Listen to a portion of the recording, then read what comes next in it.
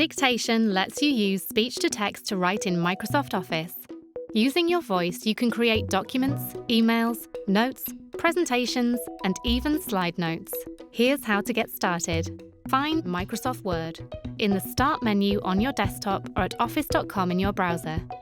On the right-hand side in the Home menu, you'll find the Dictate button. Click the microphone to turn on Dictation. Now, whenever you talk, you'll see text appearing in the document. Hi everyone, for those of you who don't know me, I'm Hayley, Sarah's maid of honour. You can move the Dictate tool wherever you like on the screen. Choose Settings to automatically punctuate and change the language. We met on our first day of secondary school. You can make commands to delete words, delete, or whole sentences. Delete that.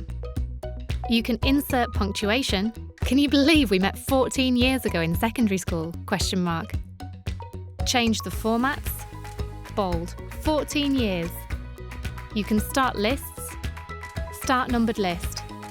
Plus, you can leave dictation with your voice too. Exit dictation. You can do all of this in other apps too.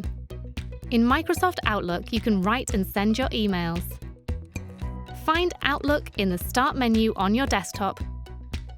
Simply start a new email, then select the Office Dictation button. When it says Listening, start dictating to type. Hi Carol, I hope you had a great weekend. And in Microsoft PowerPoint, you can write stories, reports, and presentations. Find PowerPoint in the Start menu on your desktop or at office.com in your browser. Go to Home, then Dictate. Move your cursor to a text box or slide notes and start talking to see the text appear. There are around 24 species of bumblebees in the UK.